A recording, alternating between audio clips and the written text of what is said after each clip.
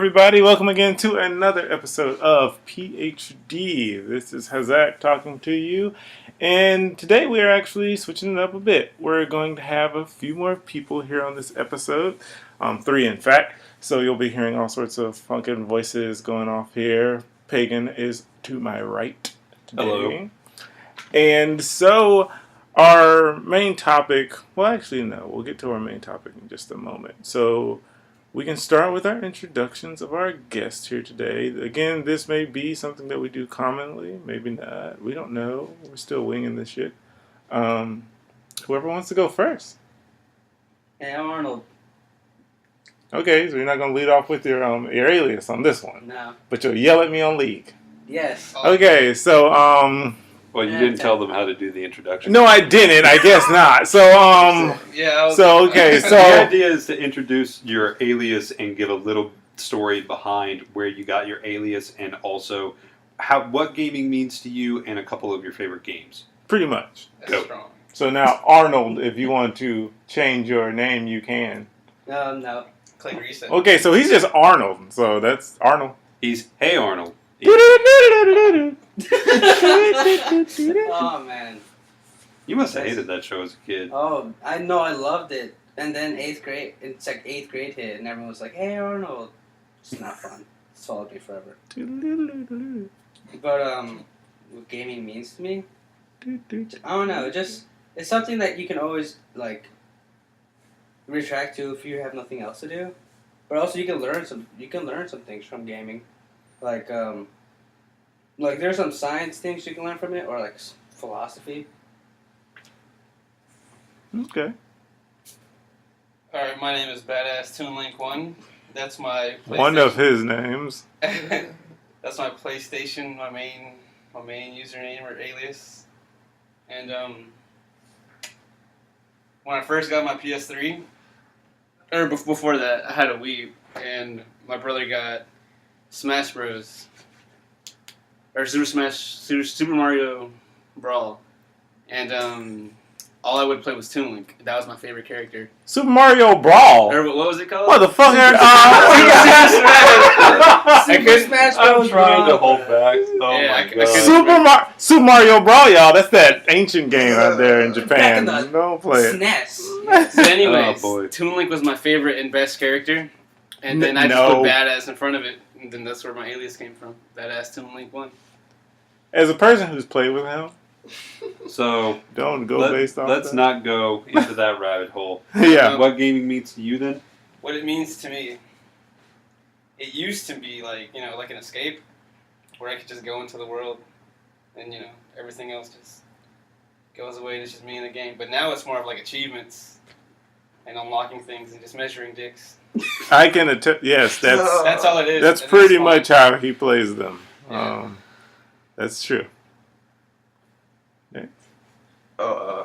My name is Enlight, and I pretty much just went to dictionary.com one day, and the word of the day was enlighten, and I decided just to be enlightened from that point forward. I don't know. I like the definition of the word enlighten. Okay. Oh, that's actually That's really a good cool way reason come to up with name a an name. alias. Yeah, actually, that's not bad. It's the best one on here. And I don't know. Mine was pretty. Shut the fuck up. I thought my story. He is talking. Pagan is fine. And I pretty much always use gaming as an extra classroom. To be honest with you, I've learned things on RuneScape that no teacher has ever taught me before. Economy. Like what the fuck smelting does. Yes, I've actually learned how to manage my funds on RuneScape, and I apply it to real life. So I think that's pretty cool. Okay. Yeah, only so Good much answer. potion. Good answer. What? Smashing That's lobsters. actually pretty legit. Yeah. No, that's a good reason behind it. I learned a lot of history not from high school but from Civilization. Same. Oh yes. I learned a lot of useless trivia from Mega Man Legends. So much useless trivia. Mega What Man about the Legends. Beatles, James? What about the Fuck Beatles? the Beatles. I didn't even know who the fuck they were when they gave me that shit. Oh god. So, all right. So we got all of our introductions out. These people may become typical on our show. We're going to see how you guys like it or not. If you like more voices, if you don't like more voices, all that shit. This may become typical. And actually, I take that back. It will definitely happen more. But we're not sure if we're going to make it more of a everyday kind of thing. So if you like it, let us know. So anyway, moving ahead, this will probably end up turning into a 3+ episode topic. We're going to explore a lot of games on this subject, and the subject is war. And what is it good for? We will be discussing different types of games that look at war and different types of angles and how people are feeling about that. So, first game up on the list is called Call of Duty.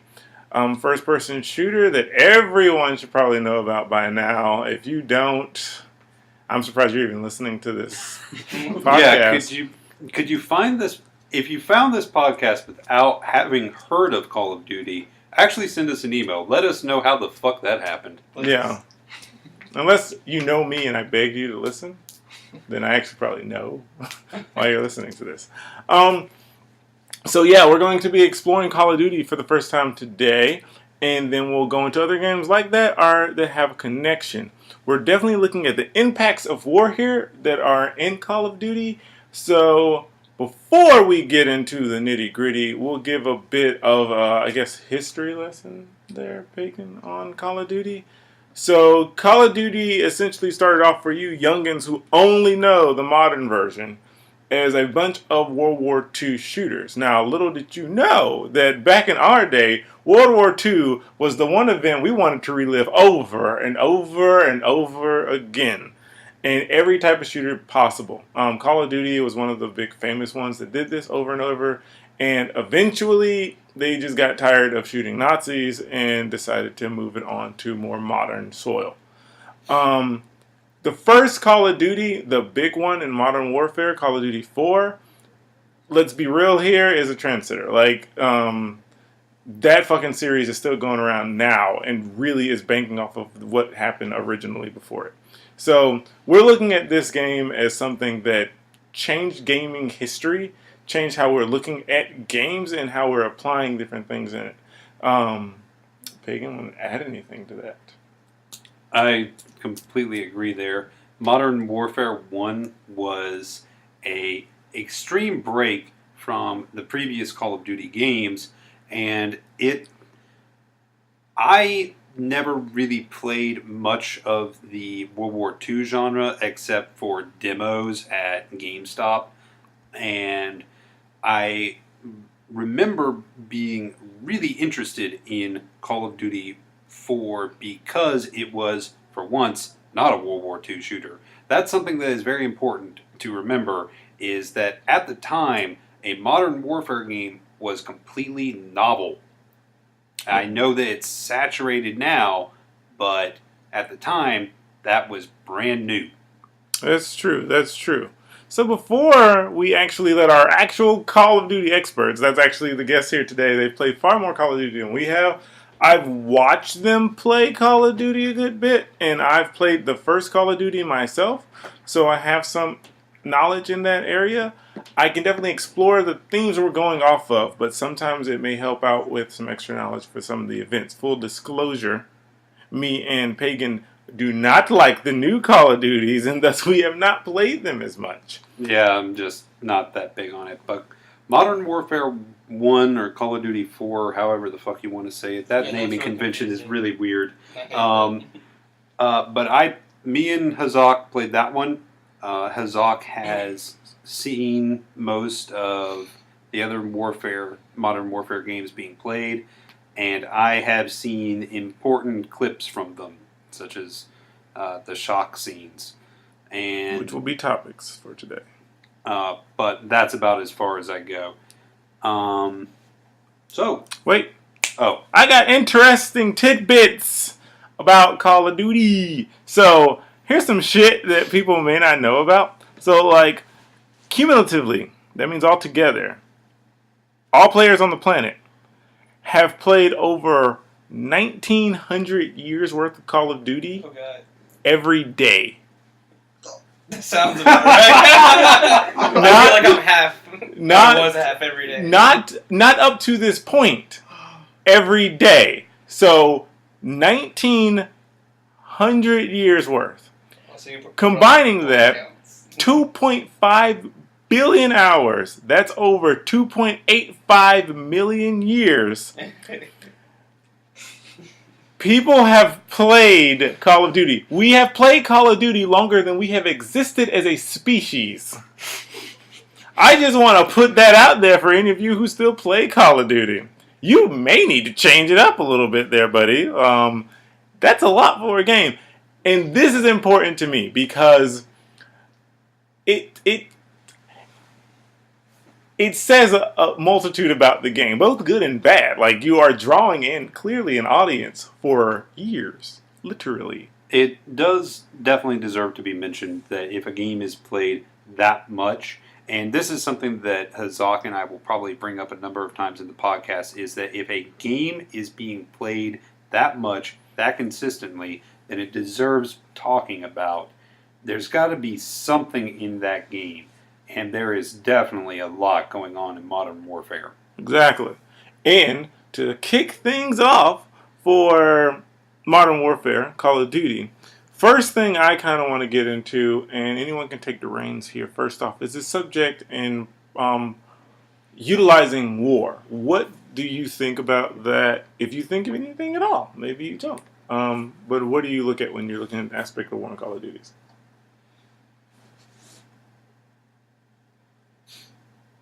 Chirp, chirp, Chirp, chirp, chirp, chirp. chirp, chirp. Got him in the crosshairs.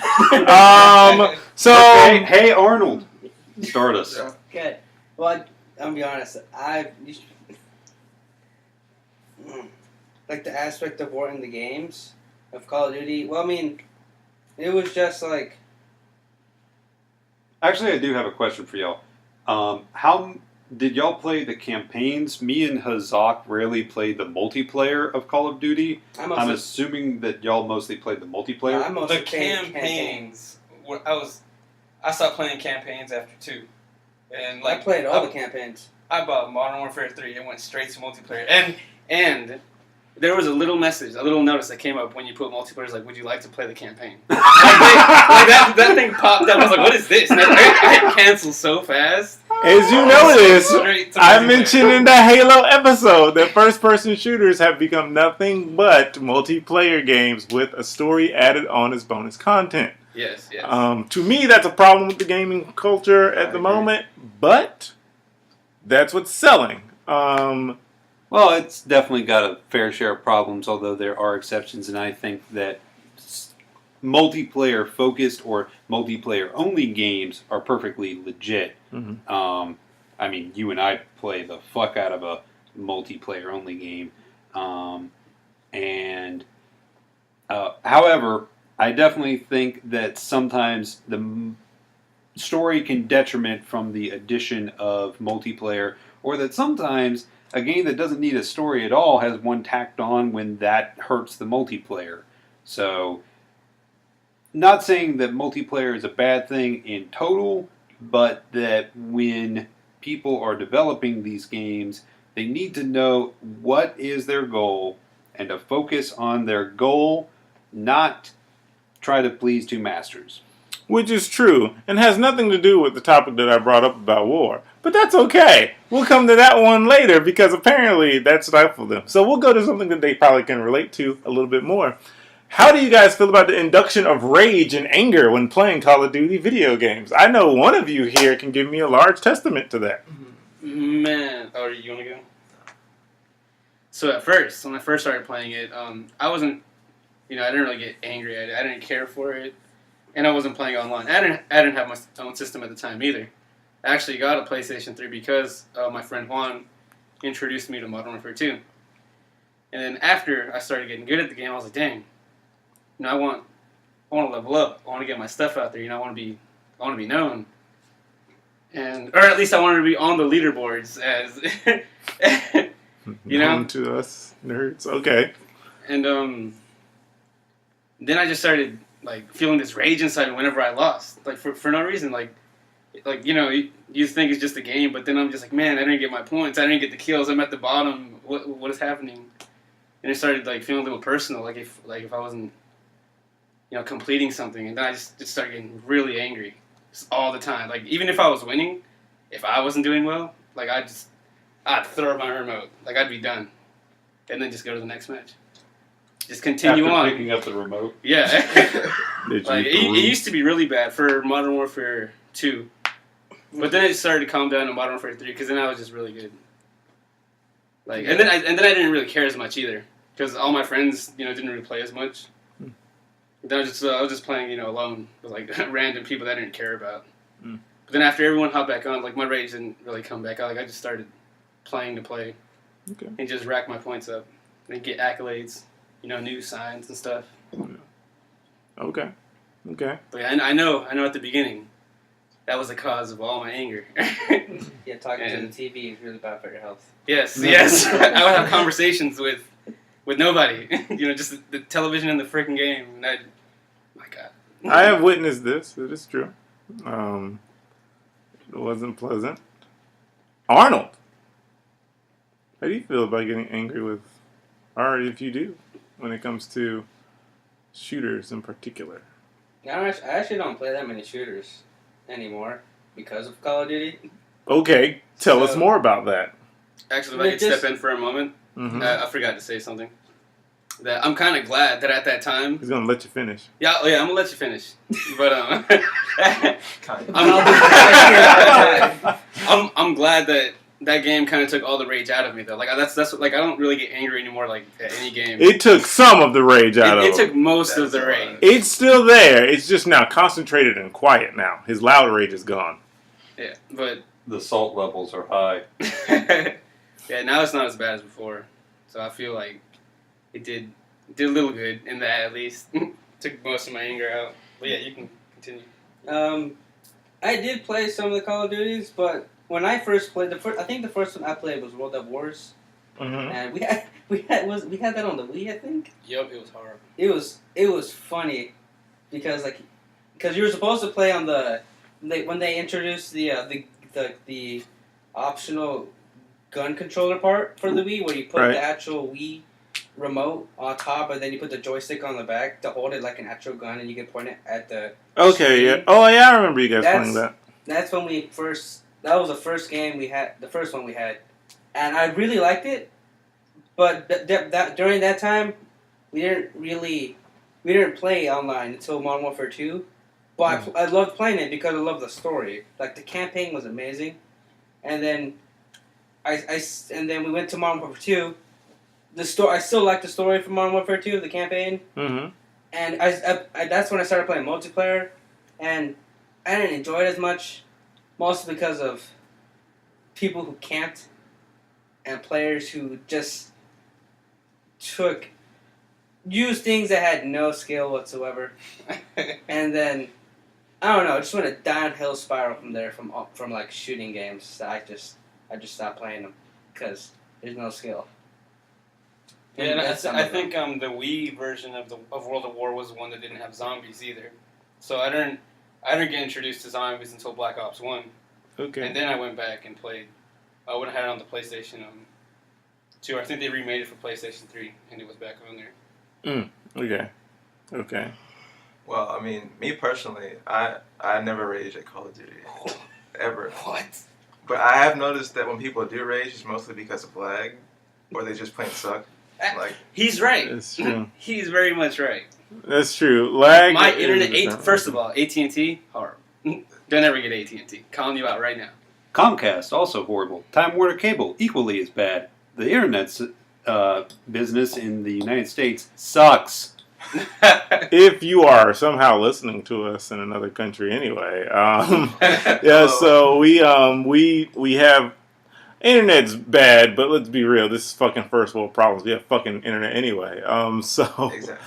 Like, but he's right. The biggest problem was internet for me. Yeah. It wasn't even like, yeah, damn. And now that I think about it, it's pretty much if it's not lag, they just plain suck at the game. Yep. That's true. I can attest to that. That's many just games. how I feel. Yeah, I agree with that. That it's either lag or you just suck. Usually is what's going to build up rage. Because you probably suck. Usually you probably suck. Yeah, and you just don't want to admit it. Or you have lag and then you can't prevent yourself from being bad sometimes. Oh yeah, man. So I go 0-25. Yeah. And then people would message me reported. or like I'm gonna report you. We lost the game because of you, man. I disconnected. Like I couldn't do anything. The rage, I watched him walk by me. I shot him 12 rounds, 4 clips. He's still walking. You know, like I hit him, but it just Throwing didn't knives register in the across the game. map hit me. Yeah. yeah, the rage. I didn't start raging until I moved to a different game, but that's a different story. Yeah, we'll bring that game up to another day. We'll get into that one. So, we got the anger issues out the way. And, okay. So, war may be a hard concept for you guys to grasp. Don't worry, the PhDs will handle that part. Clearly. Okay, so you Once guys... again, disclaimer: we aren't doctors. Yet. Yet. We got one of those. So, okay, so... We can go back to war if you guys want to. Or we can What go was the into one. question? Just how do you think the aspect of war is being presented in Call of Duty? I mean, it's not now. It's not traditional, because now, like the new ones like Black Ops 3, Advanced Warfare, we don't have any of that stuff yet. So, but, Right. like, if we're talking about the older games, it's like some of them are doing justice of how real Modern Warfare, or like what real World War II or how war was in the World Wars, because of the What weaponry and about stuff. modern warfare though? Yeah, thinking more Modern Warfare 1 up. I mean, that's when they started introducing other. I mean, they always had regenerating health in those games, which made it not as Well, don't think. realistic as they Well, no. as they wanted it to be, Right. because that's what made the whole controversy of how the Call of Duties are like no longer realistic because you can hide behind like a piece of wood and to have all your health back. Okay. And that's doing that like that. You can't do that in real war. If you get shot, you gotta wait for a medic to get you. If you don't die. Yeah, You we all probably died. died. Yeah, if you don't bleed out. Okay. Well, I think they're presenting the war more realistic now, but it's not like it should be. Well, because in the Modern Warfare, they started implementing civilians into the entire story, and they never did that before. Like, there's a scene in Modern Warfare 3, I believe, where there's like a chemical attack Mhm. on Paris, Mm-hmm. That was new. That was the first time and I've ever they've seen. never even We'll be showed, getting to that. Yeah, we're gonna they've get to never that. even showed anything like that in any other previous Like, CODs. my mouth actually dropped when I saw that scene. I was just like, To what? be fair, they did warn you. Okay, you know what? We're getting on this one, so let's jump into this a little bit. So we're kind of going into the shock values of the games for anyone who isn't aware. Call of Duty is legendary, typically, as far as shooters are concerned, for having a shock value in the games. And that is what Enlight and Badass Toon Link is talking about. Or you can call me Toon Link. Chose Or the Link for longest short. ass name. Okay. Like, the lady was holding a baby and everything, man. And I that was isn't just- even I the was one just- that I know you by. I know, right? Yeah. It's fucking lying. Jesus. Gonzeejus, that's my other. So anyway, we may start calling Gonzeejus Toon Link. What the fuck? Anyway, okay. So back to where you guys were talking about Paris before I cut you off. And this shock value of that. So I was like surprised because it was like civilian casualties on a massive scale, and you've never seen that in Call of Duty before. It's always been this side of the war versus this side of the war, no civilians. And maybe like a hostage every now, but that was like like a senator, like the president that you got to go save. But the hostage always survived. Yeah, In this, like everyone died. there's a massacre. Like, and then they zoom out. It's a map, and then they're showing all the spots they're bombing, and it's just like all over Europe, everywhere. And there were children present. which Yeah, is and then also, you look at that scene, and then you're looking at all the bombs drop on the map, and you're like, all this is happening all over Europe. yeah. People are actually dying. I remember. That was I new. think it's the first one, but there's this one level, and that's Modern Warfare 1, where like you're in a chopper and you're leaving the area, and you're looking for a nuke, and the nuke goes off, and you see it happen, and an entire city is decimated, and the next level, not even the next level, like after you crash, as you're playing as the American soldier, you slowly climb out the chopper and just crawl on the ground and die in radiation, and you get to see all the fallout that's happening, all the buildings that are like just decimated from the explosion. That was really surprising to me. All right. So, what Arnold just brought up is actually what happens in the first game. That's another topic that we were going to bring up later, but we're apparently just jumping into all this. We can start that game by game if you want. Well, Some no. games Do it how you're doing. That's fine. So, but that's another shocking point in the games. These things really rattle people. Now, Pagan has his own ideas about this. I have mine, but Pagan, I'll let you go first. All right. Well, it is. That was one of the things that really made Modern Warfare 1 a big deal, was that shock value scene. The nuclear explosion, from what I remember of playing through the game, it was actually a bit of a... You were in an unspecified Middle Eastern country, right? Yes. Like a doesn't exist stand. I like it. And I'm sorry, that was terrible. Doesn't exist stand. Uh, It sounds like you're yelling at some like country boy about some make believe animal he saw.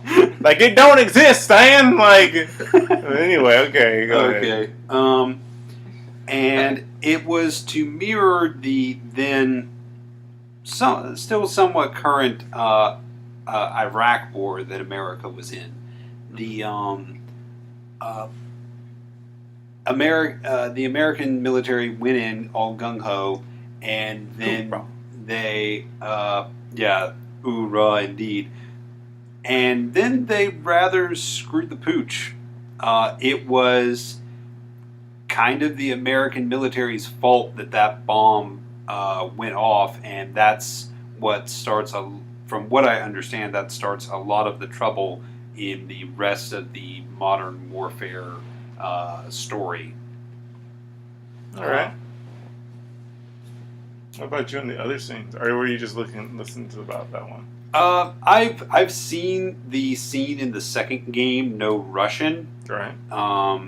where I don't know who it is, or if it's the player, or if it's a cutscene. But they walk into a Airport. crowded airport, right? Yes. And open fire. Now, it is important to know about this scene. One, you are technically playing the bad guys. It is one of the first scenes that you can play. It is an optional scene, and also you have the option to not shoot in this scene. So in this scene, your buddies can mow the lawn with people with these weapons. However, you do have the option to stand by and shoot. Now, here is where I like to play devil's advocate. So this scene definitely raised a lot of fucking eyebrows. Let's be real. They are literally giving you the option to mow down people. This isn't you killing a bunch of orcs or elves in a fantasy game of creatures that, so far as we know, do not exist. But you are killing people that are designed to look like actual humans that you see every day in You your are life. committing a terrorist attack, essentially. Yeah. Not essentially. You are committing a terrorist attack. This is the point.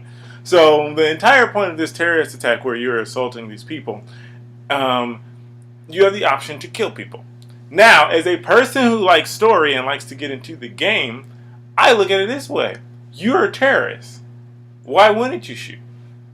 You are a bad guy. You are to be evil. They are literally putting you in the shoes and the options of shooting someone with your gun in order to enact something. Because let's reframe this, okay? So you are playing Call of Duty. You're the American soldier and you're shooting other people with weapons. Now you may argue, okay, these are enemy assailants. But you could have the option to be pacifist about that as well, right? You have the option to not strike out against your offenders regardless of if they're attacking you or not. And you have the exact same option in this terrorist attack to kill innocent civilians or not to.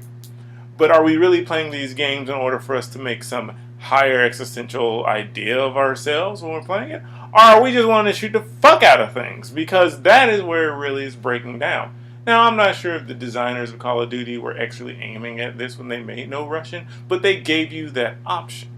So, my biggest question, I guess, is that if you're playing this level, when you're shooting these people, if you shot these people, what would be going through your head?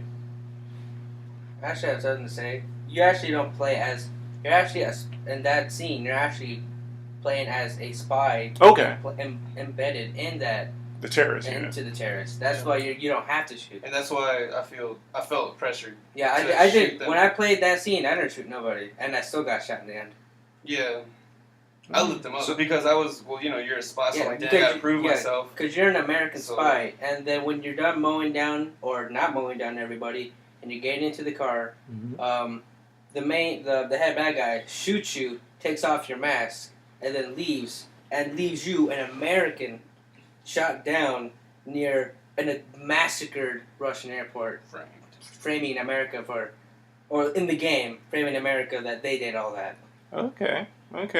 So, when you did this, Arnold, you knew you were a spy already? Yeah. Now, does the game tell you, or did you just know? No, there's a scene. There's a where scene that You get where briefed. you get briefed to Okay. join them. So, when you're doing that, Arnold, when you decided not to shoot those people as an American spy in this terrorist unit, I've got a question. uh-huh. Did they die anyways? Yes. Yeah, see, that's what I was thinking. Like, even if I don't shoot, And I'm pretty sure they're gonna die anyway, so... And you can't shoot the guy shooting because then you'd fail the mission. You have to restart the level. Okay. Yep, I tried that too. So the game really kind of puts in that organic sense of that you are truly undercover. So, what does that make you feel? Like, do you think the game is trying to really make you understand how it is to be someone undercover? Or do you think the game is just saying, shoot somebody? I feel like it's the game just really trying to make you undercover. The reason why I didn't shoot is because Did you feel that was authentic?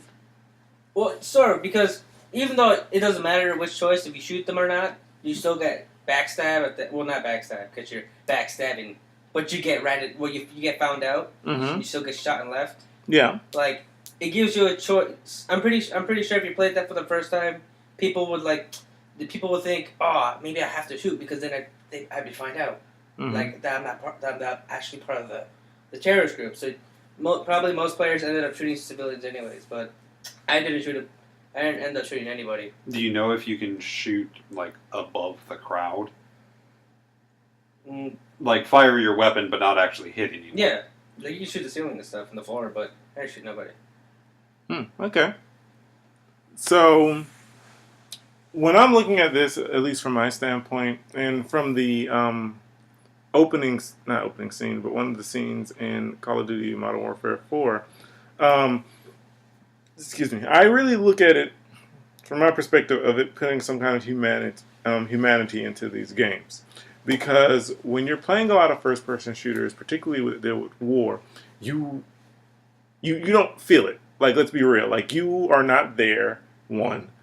But the real thing I feel is that you don't... until they put you in those situations, Well, because they're adding impact to your punches now. Yeah. When you're mowing down the exact same enemy assailant who's speaking a language you don't understand, typically, you don't have to register what's going on. You are just hitting another body. It's just piling up for points. For my perspective, though, when you're looking at war, they put you in this first-person view perspective, and they make you go through these horrendous things because now you're actually experiencing something on a grander scale. When that nuclear warhead hits, your character is helpless. They can't do anything. They're crippling themselves during this entire event, and all you can do is crawl and watch helplessly, like an actual person would during that event. You don't get a power-up. There's nothing you can hide behind. It's not like you somehow magically lived afterwards. You are dead. They're gone, which is what soldiers and their families experience all the time. The bigger thing for me is the no Russian part is they're making you be a good guy, quote unquote, who works with the bad guys, quote unquote. And then they still give you the option to not shoot. And then it makes me wonder if they're trying to express to you the difficulties that are present with people who are going undercover when doing something like this. People who actually have to do these heinous acts in order to maintain their cover, in order to do something for as we would perceive it, the greater good, I think it adds on a layer to Call of Duty games that I can appreciate. Something that the multiplayer will never give you. Because I feel the multiplayer just reinforces that same thing that comes when you're shooting and mowing down people. The only difference is that you're shooting someone that's 12 years old and thinks cursing is like a second language. Yeah. And so, And apparently moms are just very attracted to them. Yeah. So, They got and It's always moms. and yeah, that's the thing. They're always like why is no one banging the hamster? I'm just What?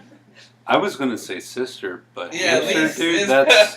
oh, I'm wrong because we're fornicating with animals, but incest is just okay. No, not my Yeah. sister, your sister. I am banging Like- your sister. Are you insinuating sexual relations with my sister? Heavens no. Whoa, time out. Now I'm offended. I don't know. I don't know where I want to be here. There's no way to I don't want you touching her outside of her free will, but then at the same time, my sister's has our genes, and thus we are all good-looking creatures. You are entitled to your opinion.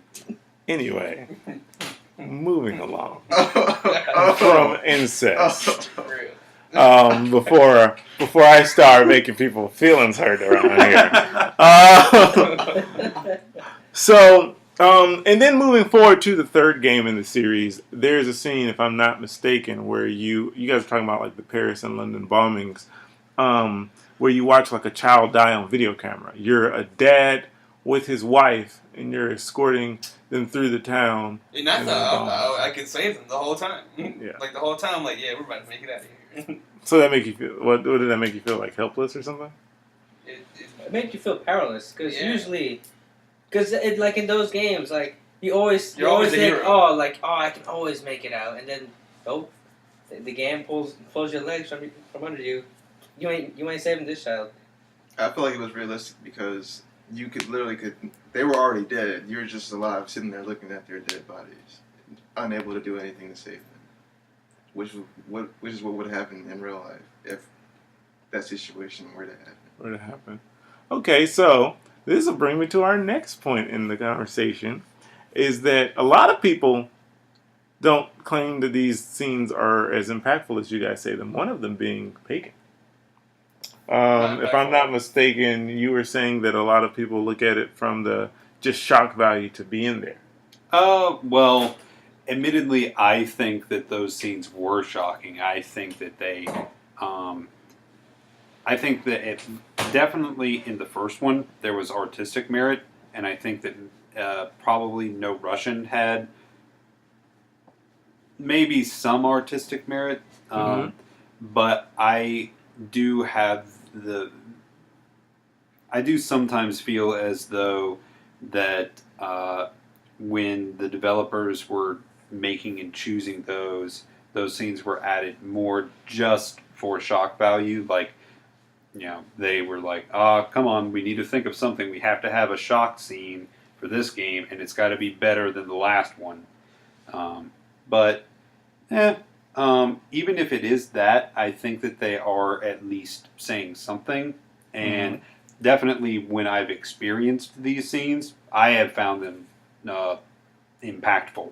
Okay, so what you're explaining Even if is they're that, made for cynical even if they're reasons. made for cynical reasons, and I'd argue that they had a plan with these scenes. Yeah, I think some of them were just like minor.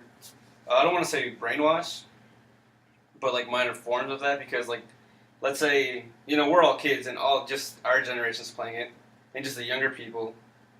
Mm-hmm. But I feel like if we ever did want to, or it convinces us that war is cool, or for some people, like, because I've Right. known a few. Well, I mean, I know for me personally, when I started playing the games, I was like, yeah, guns are freaking awesome.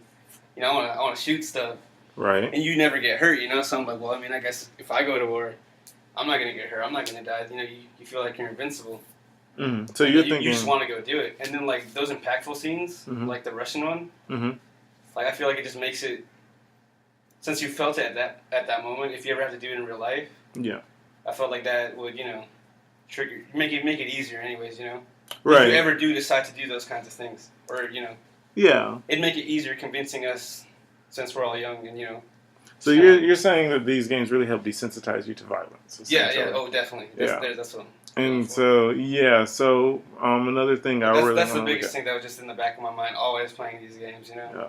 Yeah, and it's true. These games desensitize you to violence. I think that's another reason these shock value scenes are important, because you can't be desensitized to a nuclear strike. You can't be desensitized to mowing down innocent people with your automatic weapon. You can't be desensitized to watching people helplessly die. You actually can, but by then your brain will have gone through so much mental trauma that you will be mush if you were to experience in real life. And thus in games, I think the important part is that when you're playing these games like this and you're this invincible warrior that's going through and mowing down people, they give you this sense of mortality. And this sense of mortality, I think, is the most prevalent when you're playing a first-person shooter. I feel that when you see it coming at you, as opposed to you experiencing it from a third person or a top-down point of view, or you're experiencing it from, I don't know, a tactical strike desk like you would in XCOM or some shit like that. You are experiencing mortality in the best way a video game at this point in time can give it to you. At least from my perspective. I feel like Morrowind did a better job of that. I know when I first played it. Of expressing mortality? Yeah. Like when I first died, like I actually felt it. Like I thought like I died, Like I mean not actually, but like it wasn't like in Call of Duty, you just respawn and at your checkpoint. No, I love Morrowind and everything, but oh wait, did you lose? Like, had you not saved for a long time? Yeah, I didn't know that you had to save in that game. Like, okay. And then I just get sniped by an arrow or just electricity down to death. So that's, and I'm like, what the hell? Okay, so yeah, that's a different. That does bring up an interesting mechanical point. It does bring up, yeah. That you can get around that by just quick saving a lot. I had never. Okay. I had never played that game, but yeah. And I guess I understand it. The reason I say Morrowind does not do that for me is because there's a fucking health bar at the bottom of the screen. And so the sense of your mortality. Red in Modern Warfare, or all the Call of Duties. Yeah, which makes sense when you're going through a type of adrenaline ideal set that you can see red sometimes. Oh, yeah, okay. So, like, for me, I don't see that in Morrowind. Don't get me wrong, Morrowind's a great game. I don't think it's giving you that exact same feel that you get when you're playing Call of Duty. Because in Call of Duty, let's be real, in Morrowind you're not even human. Even the humans aren't actual humans. So, you play like the Red Guard and the Nords and stuff like that, and... Well, I think the point that Gonzeejus was making is more just the mechanical side of it, in that you lost a lot of progress. Right, yeah. Which is different from what we're looking at, though. Well, yeah, but I think that is... Right. And that's what I'm explaining, is that the sense of loss is not the same sense as mortality. Not to me. Because you can feel a sense of loss without feeling the sense of, like, your own mortality. Hmm. You can understand the loss of losing a job, but not understand the loss of dying. What do you mean in Call of Duty then? Because in Call of Duty, for me, your sense of mortality is placed in there. You can die. You see it. Like, your characters literally either kill or they are being killed, and you can't do anything about it. In most video games, you have the option to get out of the way. You have a power-up, some shit like that, or your death is insignificant. So, Mega Man exploding into a bunch of fucking bubbles. Oh, you mean in the shock scenes? Well, in the shock scenes in particular. In the campaign. In the shock scenes, in the campaign points in the game, these are the most important parts. Yeah. So we thought you were talking about like the multiplayer. What the fuck would James mention the multiplayer? I mean, just when you die in campaign as well, it doesn't feel as bad as dying in campaign, Morrowind. No. That's not what I mean. But like the shock value, definitely. Yeah. You actually, you're helpless. Yeah, no. Okay, so that's what I was talking about. Okay, that makes a lot more sense now. So, moving along from that, we talked about a good bit of it. One aspect I find interesting, and this is something we'll bring up a good bit more throughout the show, is that you get achievements for killing. This is more of a multiplayer aspect. But where do you fall on the lines of that? That's become a main theme in video games. What do you mean, fall on the line of? How do you feel about achievements in killing? Like, how does that apply to you when it comes to these games? Does it or does it not? When you say that, do you mean the literal achievement trophy system? Yes. Yes. Oh, okay. I'm like the achievement is like being a killer. I don't know about that, but like for like most kills or like most headshots, that kind of thing. Yeah. I don't feel this is only directed to you. I don't know. You keep giving him like the quizzical professor look with your leg That's, out. that's exactly what I was going for. Like after 2, anyways. Mm-hmm. Modern Warfare 3. Man, that's all I do. Headshots or just the achievements because I wanted the banners, I wanted the emblems, stuff to show off. The other people probably wouldn't be able to get if they didn't spend that much time on the game. Like that, and then it just gets to like that measuring part. You just want to be on top always. Do you think that like at that time it mattered to me? Like, well, no. I'm not asking if it matters. I guess my thing is that do you think these achievements translate to real world? Like, do you think? And of course, none of us are, and haven't experienced this. But do you think in military campaigns that the soldiers are aiming for these like achievements that they give you in video games? No. oh no, not at all. I mean, maybe like there are ones where like you can like saving someone, Mm-hmm. like. Well, yeah, those are actually like medals and stuff. But like as to like how many people? Yeah, I mean like kill at achievements, once, like that you get like a quadra kill headshot. No scope. No. No, Okay, yeah. No. they don't Okay. go for that at all. I don't think a soldier is in Afghanistan aiming for headshots. I think he's But just... that's what they want I us think he's aiming to for the feel. leg. I think he's arms. just aiming for anything he can hit, to be honest with you. I think he's. Some of them are probably ducking down and firing wildly just because. They don't want to get hit. Yeah, the real soldiers are. If they get hit, they don't respawn. They Yeah. fucking die. Yeah, and I feel like that's Well, what I was talking hold about. on, Our generation. It's like I we don't want to remember- go out there and get these headshots. We want to go out there and get all these accolades and achievements. That we could have in real life if we ever did go. I think it's on Black Ops 3 where they introduced a mechanic where it's a perk where you can if your health gets low enough you get downed, but you can still shoot and someone around you can revive you. Like there's an achievement for how many people you revive, and I'm not saying you can't revive someone on like if they're dying right there, you can't do anything, but like you can try and attempt to save your comrades in real life battle. And you also have the choice to just walk straight over them. Exactly. And that's actually That's what I usually do. yeah. We're talking about You don't- Battlefront? Or? No, we're I'm talking looking about the Call of Duty. Call of Oh, Duty. did it? Okay.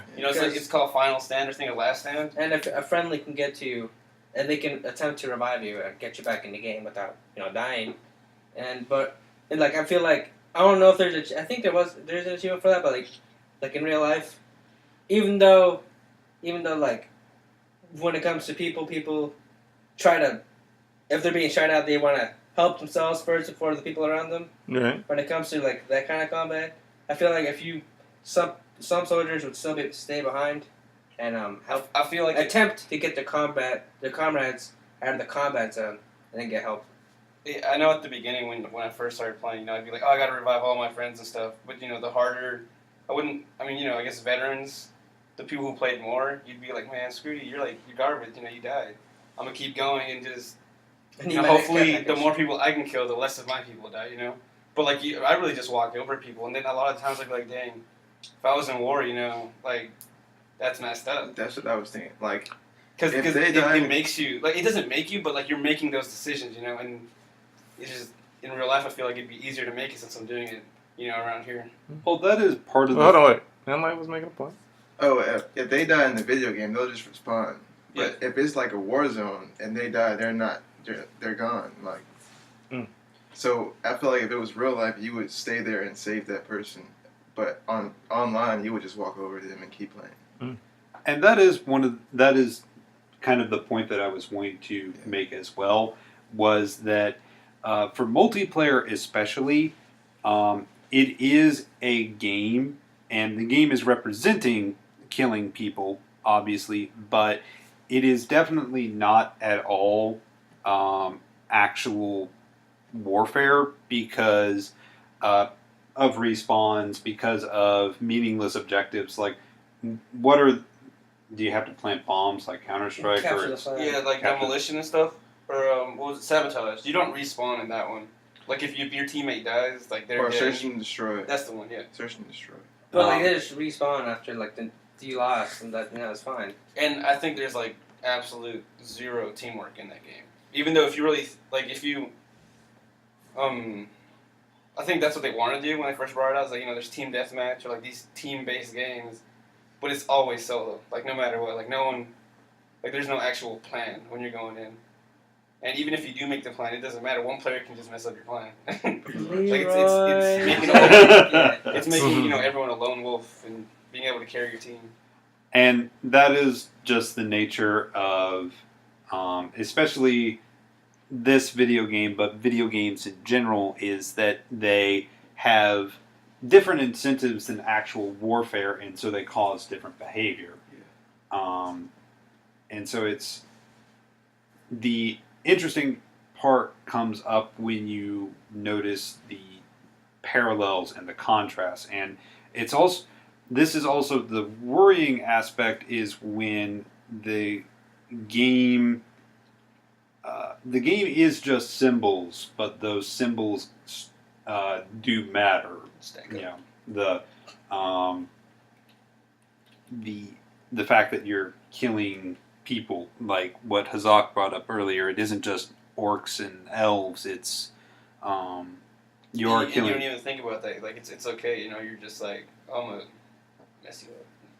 You just keep going. Like you don't think about that. You're killing other people. I mean, yeah, you respawn. It's not that serious, but at the end of the day, that's what you're doing. You're okay with killing another human being sometimes. I mean, not like in real life, but that's what the game is. What you're doing. Yeah, we're not. I don't think any of us are saying that. We're not advocating to kill other people. With our sense of war and things like that, we will on the next episode actually get into another game that deals with war. Spec Ops: The Line. If any of you have heard about that, we'll go into that in further detail. One added note about Call of Duty: the creator, one of the lead developers for the designs of all these shock value levels, is I believe in. Actually, let me make sure of this. I'll be right back. I'm going to double check this, make sure I got this right. So while he's looking up stuff, I want to continue a point that I was saying is that in the multiplayer and in the campaign as well, there is this disconnect that's happening where it's a video game and the video game is expecting and telling you to just shoot the people. And since it is just a video game, you shoot the people. Not that big of a deal. But then at certain points, you do remember that you are shooting people. And you are shooting, at least in a lot of these games, a certain type of people. But perhaps we'll bring that up. Totally different subject, totally different area of what we're talking about. Don't use our other topic. Well, okay, then I'll stick with the war part. But, yeah, so, my bad. Future hints. And we already gave you this future hint like 2 episodes ago. Well, future hint again, I don't know. That's just something to remember when we get into the rest of the war theme. Yeah, and also I think it's really important to address the fact that one of the leader developers, the people who actually went off of this, is Mohammed Alvi, who is actually an Iranian born individual who, one of these countries, was one of the targets of rage by America during our war times. And so I find it kind of interesting, slightly ironic, that one of the developers for this is coming from a country that is typically being subjugated to kind of the ideas of hate that spawned from war times, led to making one of America's greatest wartime video games. And so that's just like food for thought to jungle around in there. Pagan is right. Looking at the concept of how these games are addressing you attacking and killing people and also kind of disconnecting you at the same time while you're doing it. is kind of wondrous, mysterious, and scary. But again, that's something that we'll explore deeper when we go into these other couple of games and our theme of war and violence. I really hope you guys enjoyed this episode. Again, like, add, subscribe. If you're enjoying the content, great. If not, let us know. If you were deeply offended by some of the things that were said here today, Subscribe. subscribe. Subscribe, hit all the buttons, like us on Facebook. Let us know your... Anyway, I hope you enjoyed the episode. See you guys again War later. will continue next week. See you then. Thank you for playing.